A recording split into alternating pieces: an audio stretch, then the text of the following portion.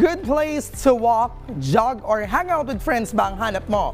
Well, sure akong may enjoy mo ang Quezon City Circle dahil may mga pagkain na drinks rin dito na talagang pasok sa budget mo. Kaya naman, samahan nyo kaming gumala dito sa Tipid Trips.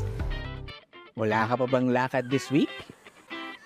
Kung tipid na trip ang hanap mo, wag na tayong lumayo dahil dito sa Quezon City, may lugar para sa mga gustong mamasyal at panandaliang umuwi sa probinsya feels na di na kailangan bumiyahe at gumastos ng malaking pamasahe. Biyahe tayo sa Tipid Trips. Mula sa PTV, sakay tayo ng jeep papunta sa Quezon City Hall. 13 pesos lang yan. Pagbaba sa City Hall, tawid lang tayo at i-appreciate ang ganda ng underpass na tinawag na QC Under Paradiso. Muni-muni ka muna habang tumatawid at paglabas mo dyan, welcome sa Quezon Memorial Circle. Pagpasok pa lang, probinsya feels na parang gubat sa gitna ng syudad dahil sa dami ng mga puno at sari-saring activities na pwedeng gawin. Pwede kang mag-exercise, badminton, mag-food trip, o kahit mag-picnic sa gitna ng mga puno. Meron ding libreng playground para sa mga kids at kids at heart na mag-relax kasama ang buong pamilya at barkada. May spot din para sa mga plantito at plantita na naghahanap ng iba't ibang murang halaman. Pero syempre, hindi lang yan ang panlaban. Meron ding museo ng mga sasakyan na hitik sa kaalaman at kasaysayan.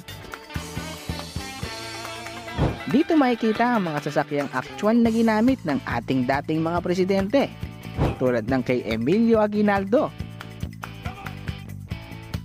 Manuel L. Quezon, Sergio Osmeña, Manuel Rojas, Elpidio Quirino, Ramon Magsaysay,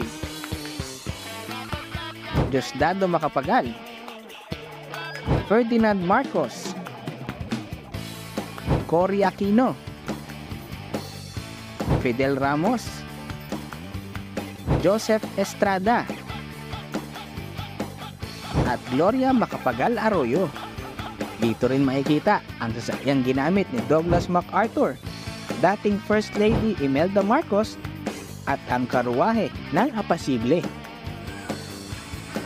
Walang problema kung gusto mo lang mag-unwind, maglaro o kahit mag-ubos ng sandali kasama ang pamilya dahil open ang Quezon Memorial Circle para sa lahat ng bisita. And take note, libre pa. Sulit, di ba? Sama-sama tayo ulit sa susunod na Tipid Trips.